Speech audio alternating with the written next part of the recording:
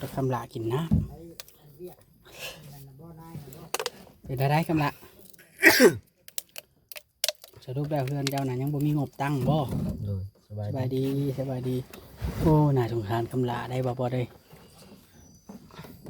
ให้แต่ดินนอนในดินนี่มันก็หมดแล้วเนาะ แม่นนี่ล่ะเนาะบ่าวว่าเนาะเจ้าก็ได้น่าสงสารนี่ดิคำละนี่ เป็นไหนคือเสาแห้งแท้ในความหมายของเสานะเป็นอะไร เป็นอะไร คือเสาได้ซะ ธรรมดายัง อืม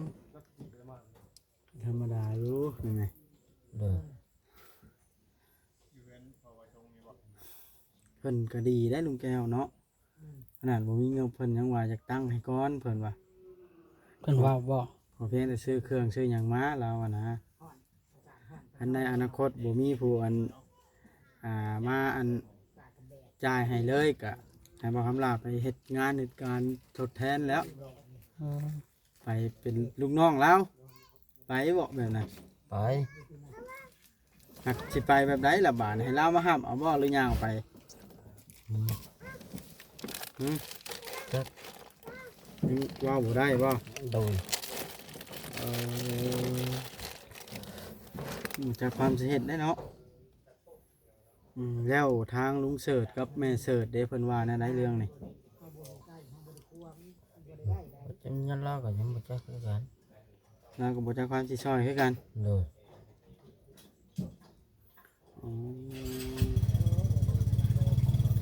นักใจเนาะเบาอลิ บ่แสนและเรามาฮอดเลยปรึกษาเราทีมงานเพราะว่าเราอะมีงบอยู่ 7,000 เนาะเราแจ้งเจ้าบ่ โดย เดี๋ยวว่ามีหยังเฮ็ดก็เฮ็ดบ่เราอะเอาเราได้เอางบ 7,000 นั่นแหละซื้อเครื่องซื้อของเนาะ โดย มาให้ลูกแก้วตั้งคันว่าเรารับว่าสิตั้งให้ก่อนนะจ๊ะ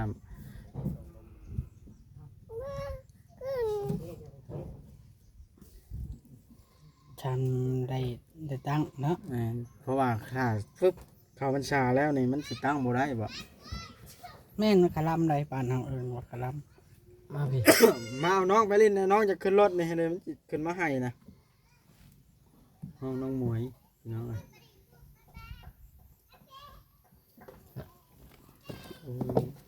อึ้งเลย เป็นการนัดใจอยู่เรื่องนี่เนาะการงบบ่เพียงพอนี่เนาะบ่าวลิ แม่นพอบ่ได้มีงบเข้ามาเลยเด้พี่น้องคำลาก็ได้ ในเมื่องบ บ่แม่นสิได้แต่ห้องน้ำนี่บ่ ฮะ ปีนี้ นั่นสิได้แต่ห้องน้ำนี่แหละเนาะเอาละ โดย บ่ว่าตีเว้าละแฮงโดย ได้จำได้ก็เอาแล้วเนาะ โดย ได้แต่บุญวาสนาเฮาติ โดย สำบุญนี่แล้วเนาะอืม โยมน้องขึ้นมาโยมมาโยมขึ้นขึ้นมานะแม่ ได้ขึ้น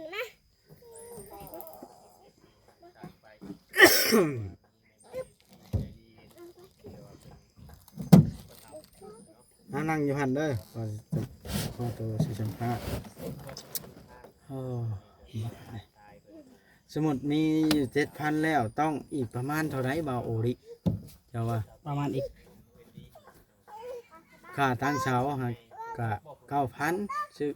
ตั้งเสาไว้เทคานบ่ เทคานพร้อมแล้ว 9,000นะ ก็คือเข้าอุปกรณ์มันแล้ว ค่าอุปกรณ์ละอยู่ใน 7,000 นี่แหล้วเนาะ อืม ซื้ออุปกรณ์นี่ละ 7,000 อีกประมาณ10,000จ้ะ อีกประมาณ10,000แล้วแม่นได้ แม่น เทคานก็แอวตั้งเสาเนาะถ้าได้เพิ่มมาอีก10,000ว่าง่ายๆซะความฝันว่าคำหลาคือสิเป็นจริงบ่านะแล้วจังว่ากันถ้าได้ตั้งเสาขึ้นแล้วมอ เรื่องอื่นมาค่อยว่ากัน เรื่องเอิ้นว่าง่ายๆซะเรื่องหลังคาบ่หรือว่าไม้บ่เนาะหรือว่าบล็อกบ่ไปแบบนี้นะเพราะว่าบล็อกมันก็ได้หลายแล้วเด้นี่ยังเหลืออันนั้นจะช่วยให้ได้อยู่พาลูกพาเต้าซนเนาะ โดย เมื่อก่อนนี่ไปใส่ก็บ่ได้มีจุดหมายสิกลับบ่เมื่อก่อน ไปเลยเลย ไปเรื่อยๆบ้านนี้ก็มีเฮือนมีชานมันก็มีจุดหมายเนาะ เลย ไปทางใดมาเฮาก็คือเห็นเฮือนในชานเฮาคืนมาแม่นแล้วว่าคำหลัก นั่งทหารแล้ว ไปนั่งนะว่าโอรินี่น้องแม็กพี่น้องเพิ่นจะเข้ากล้องเพราะว่ามันปิดคอมเมนต์กันเข้าไปเล็กน้อยเป็นหลายเนาะ นั่งหันแล้ว พอเลี้ยงเดียวให้มันกันแนวนี้แหละเนาะไปทางใดลูกก็ตามก้นดาบไปเนาะ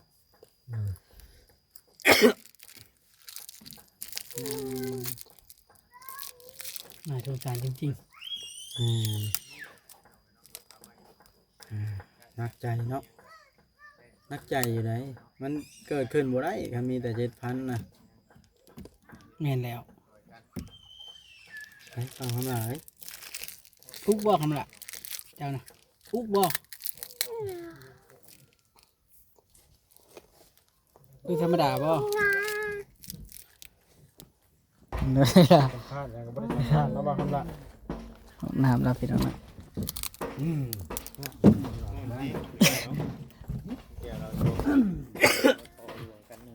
เสียเกือบตัว